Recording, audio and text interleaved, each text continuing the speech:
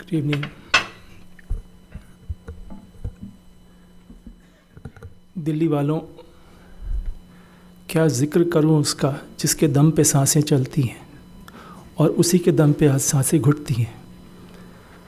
آپ سب کا یہاں موجود ہونا اس بات کی گواہی ہے کہ آپ کے لیے سانسیں اور اس شہر کا ماحول، اس کی جو فضا ہے کتنی امپورٹنٹ ہے. آپ کے بہت وجوہات ہو سکتے ہیں یہاں پر آنے کے لیے، لیکن ایک اہم وجہ یہ ہے، میں نے ہندوستانی میں بولنے کے لیے اجازت لے لی ہے، حالانکہ کہا گیا ہے کہ انگریزی میں بولی جتنا ہو سکے. چونکہ انوائرمنٹ کی بات ہو رہی ہے، عام طور پہ مجھ سے فضا، انوائرمنٹ انگریزی میں نہیں بولتی ہے، احساس ہوتا ہے. لہٰذا میں کوشش کروں گا کہ ہر زبان جو ہو سکے اس میں بولی جائے.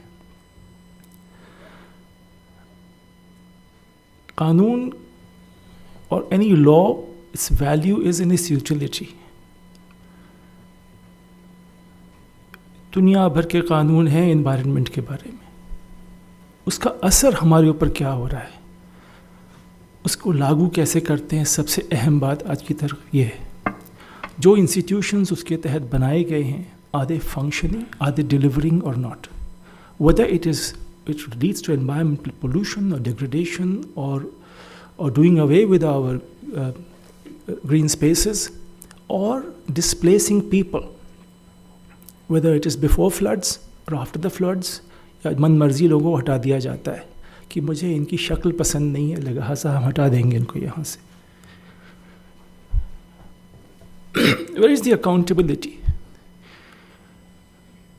نرمدا کے بچھڑے کہاں کہاں بکھرے، کسی نے پتہ کیا؟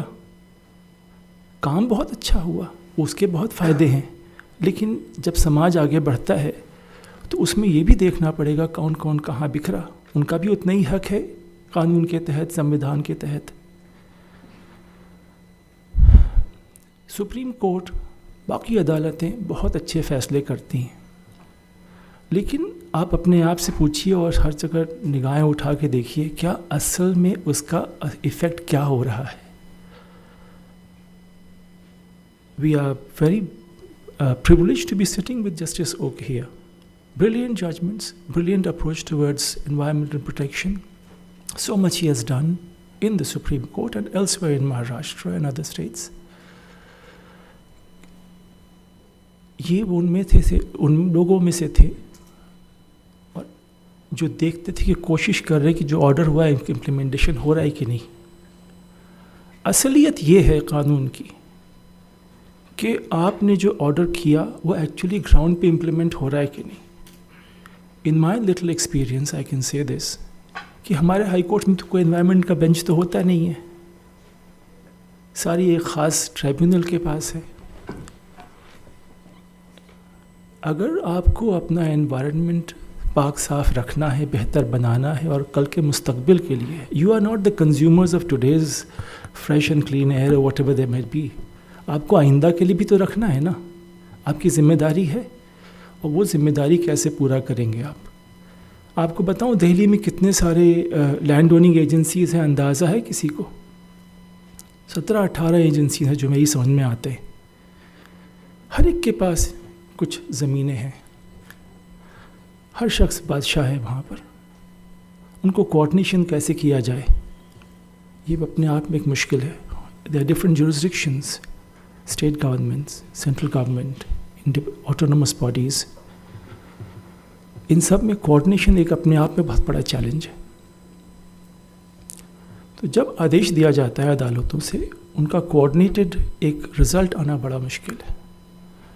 آپ کو ایک اندازہ بتاتا ہوں کہ شہر کی اگر آپ فگرز دیکھیں پورٹل پہ، سرکاری پورٹل پہ کہتے ہیں تقریباً 33% یہاں پر گرین ایریا ہے یا فارسٹ ہے. یعنی کہ 1500 میں لگ بھگ 1500 کلومیٹر میں 500 کلومیٹر تو گرین ہونا چاہیے نا آپ کا. آپ کو نظر آتا ہے کہیں پر؟ 1996 کا ایک آرڈر ہے جہاں تک مجھے یاد ہے، MC مہتا میں یا TN گوداورمن میں ہے، کہ تقریباً 48,000 ایکڑ زمین رج پہ ہے، مورفولوجیکل رج کی زمین ہے. گرچہ ایسا تھا تو وہ زمین کہاں گئی؟ فارسٹ کے پاس کیوں نہیں ہے؟ فارسٹ اب کہتی ہے کہ میرے پاس تقریباً 16,000 رج پہ ہے، صدرن رج پہ، اور باقی ملا کے ہے۔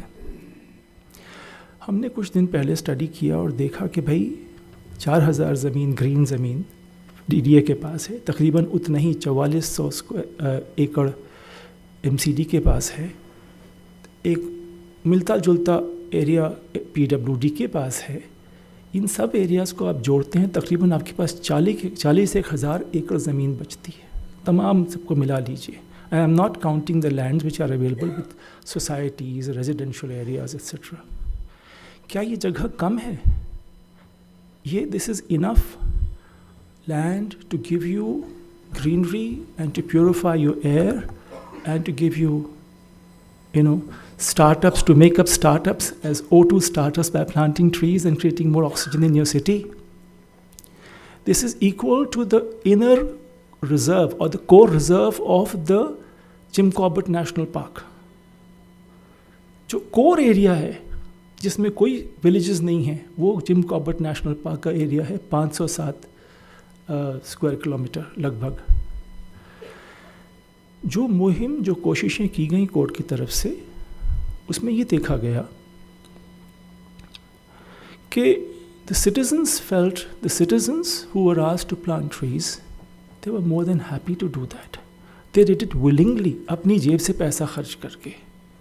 جو کاسٹ امپوز ہوتے تھے کہ فلاں فنڈ میں ڈال دیجئے، اس فنڈ میں ڈال دیجئے، وہ تو اندھا کنواں تھا، وہ پیسہ کب نکلے گا کسی کو نہیں معلوم۔ لہٰذا کہتے تھے بھیا اس کو جب 5,000 روپیہ، 10,000 روپیہ، 2 لاکھ روپیہ، آپ پیسہ مت دیجیے، یہ پودے، یہ لسٹ ہے، ان پودوں کو لا کے فارسٹ ڈپارٹمنٹ کو دے دو، ڈی ڈی اے کو دے دو، جو ان کی زمین ہے جس پہ پیڑ لگے ہونے چاہیے تھے ان کو جا کے دے دو، وہ لگا دیں گے، آپ خود سے لگا دیجیے۔ پانی مفت کا ہے جل بورڈ کا، دلی جل بورڈ کا، یہ کیا کہتے ہیں STP واٹر ہے، وہ دے دیں گے، مفت میں ہے۔ Citizens felt empowered that they were able to do something for their own city. اس شہر کا مستقبل بنانے میں ان کو ایک حصہ داری مل گئی۔ And believe me, this was not only about central Delhi, it was down south, right in the south of the city. I don't down south سے South India کا ذکر نہیں ہو رہا ہے، I'm talking about وہ علاقہ جہاں پر عام طور پہ کوئی جاتا نہیں ہے۔ So people were more than happy. I remember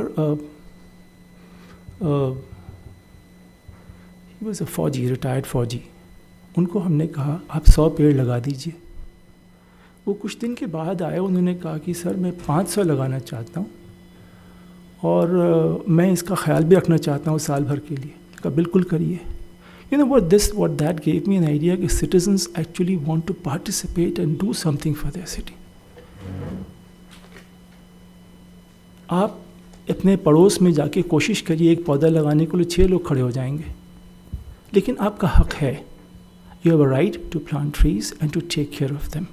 جس کے پاس زمین نہیں ہے تو ہم کہتے ہیں بھیا اتنا تو کر سکتے ہیں، آپ ایک چلو بھر پانی پلا دیجئے اس کو، صبح اٹھیے ایک بوتل پانی ڈال دیجئے۔ That's the least you can do to contribute towards making your city greener, instead of روز ہائے کرنے کے لیے کہ ہمارے شہر کی فضا خراب ہو گئی ہے۔ کوئی کرنے والا نہیں ہے، کوئی فرشتہ کہیں سے نہیں آئے گا، کرنا ہے تو ہمیں کرنا ہے۔ The systems which are supposed to deliver are not delivering. Therefore, who will do this? You will keep petitioning the courts, fabulous orders will be passed, لیکن نکلے گا کچھ نہیں۔ نکلتا ہے تب ہم نہیں کہتے کچھ نہیں نکلے گا، نکلتا ہے تب جب اس کی ایکچوئل مانیٹرنگ ہو رہی ہو، ڈسپلیسمنٹ ہو رہا ہے، انوائرمنٹل امپیکٹ اسیسمنٹ جب اچھا ہوگا، جب ایک رپورٹ بن کے آتا ہے، اس پہ ذکر ہوتا ہے، اس پہ جرح ہوتی ہے، اس پہ بحث ہوتا ہے، پھر فیصلہ لیا جائے، تب جا کے معلوم پڑے گا کہ ان کو جو ندی کے بغل سے ہٹایا گیا تھا کہاں بسایا گیا، ان کو اچھا خاصا آشیانہ تھا، ان کا اجاڑ کے کہیں اور پھینک دیا، ایسی جگہ پہ جہاں نہ زبان جانتے ہیں، نہ کوئی ان کے لیے کھانے پینے کا ذریعہ ہے، ان کے بچے بھی نہیں پڑھ پاتے اسکولس میں۔ میرے پاس وقت ختم ہو گیا ہے، ایسے انگلی دکھا دی گئی ہے بس، اور میں یہ چونکہ میرے دل سے بولتا ہوں لہٰذا اب یہاں رک جاتا ہوں۔ اتنا ضرور کہوں گا کہ کانسٹیٹیوشن کے آرٹیکل 48A میں لکھا ہے پروٹیکشن آف دی انوائرمنٹ، तो हुकूमत को हिदायत दी गई है टू प्रोटेक्ट द एनवायरनमेंट. सब्ज़ बाग दिखाने का नहीं कहा है, सब्ज़ा बनाने को कहा है. बहुत शुक्रिया. कहने को बहुत. हम बहुत माजरत चाहते हैं आपसे, but ji, of course, but I'm very sorry to have stopped you midway. I just wanted to add, I was while preparing, I was also watching all kinds of shows where an expert had come and he was saying that if you fly from Delhi to Bangalore, then to neutralize the carbon emissions of that one flight, each passenger needs to plant 13 trees. There need to be 13 trees per passenger. His larger argument, though, was that this will not help. We need 180 million hectares, he said, of trees, of forests, to actually neutralize the carbon emission levels of India today over a year. He says it has to be much more systemic, much more. Didn't have answers. He said if we don't have that kind of land, there will be no land left for cultivation, to eat, etc. But we'll talk more about that.